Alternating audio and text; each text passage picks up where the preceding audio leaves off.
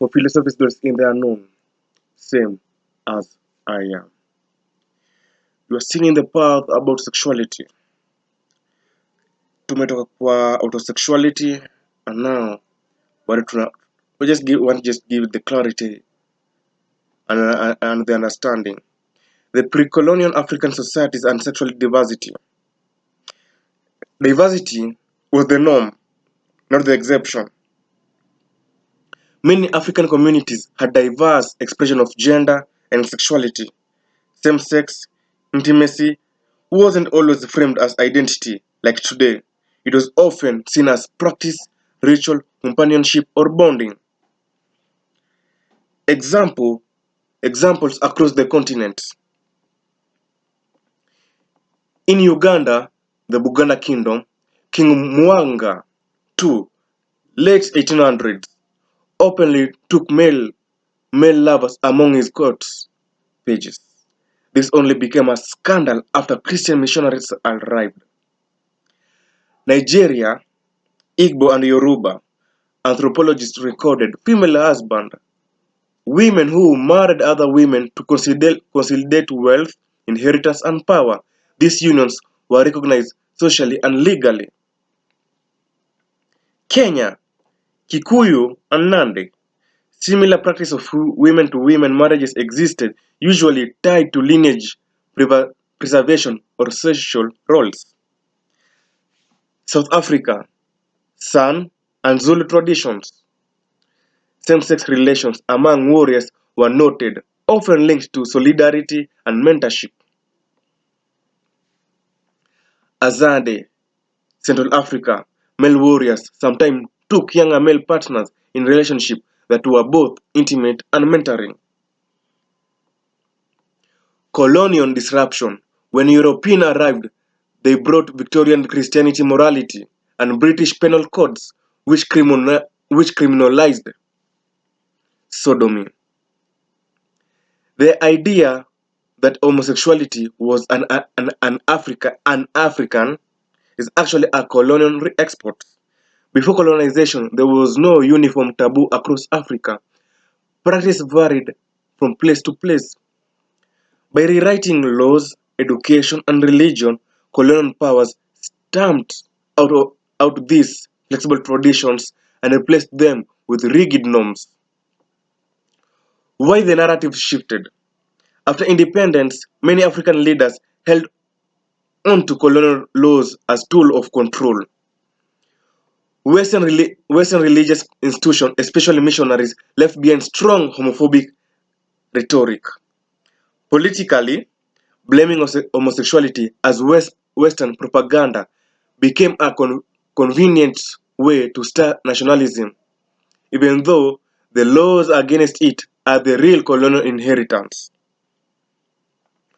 What this teaches us, Africa's past shows fluidity, fluid, fluidity, fluid, and pragmatism in sexuality and gender. Human bonds were understood in multiple ways: spiritual, social, and emotional, not just reproductive. Remembering history can challenge the modern myth that acceptance of LGBTQ plus identities is a foreign agenda. But still, this is a foreign agenda.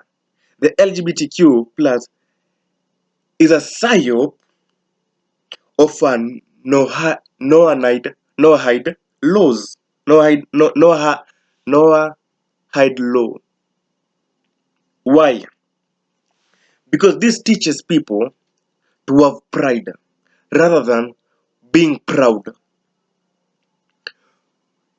If you have pride, you will have ego because you feel like you are suffering. So you will never embrace yourself. You embrace yourself in a forced situation. So the thing that you proclaim at LGBTQ, you are a false identity. You are sad. You are not empathetic. You are sad. So drop the flag and be proud of who you are. Achana na hizi vitu za kutembea na maflag kusema ati rainbow.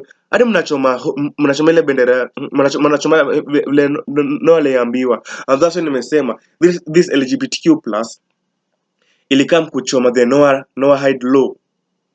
Ilikam ku embrace the Noah hide law yenye inatumika with a minority in a state where in a state that borders Palestine, so that people can support into something, because there is a country that is immune to criticism, and it is that country whereby they build, they structurize, and they destroy. This agenda of pride brought identities. This agenda of pride broke families, because for us was union. As namaanisha Africa, the proud, the communion, the social bonding. Not this thing that wameleta hapa hivi. LGBTQ plus is a foreign agenda. Drop the flag and become proud. Hold the flag and you have pride. In short, before colonization, African societies weren't uniform, but they had spaces where same-sex love, bonding, and gender diversity existed openly. The criminalization and stigma came later, carried in by colonial law and religious morality. Due to everything that inafanyika in this land, it was copied in Africa. Governance, math, astrology, astronomy, philosophy, structures, building. Even now, if you go to either Europe or anyone, you'll find just our own structures in their own museums. The scramble of Africa. At the moment, you can't see this. It means they will have fed your mind with propaganda, that you have allowed the propaganda to feed in you and to become you. So you align with them rather than your own self of your own land. So you worship external structures rather than becoming the divine of the African spiritualism. Let me take an example from nature.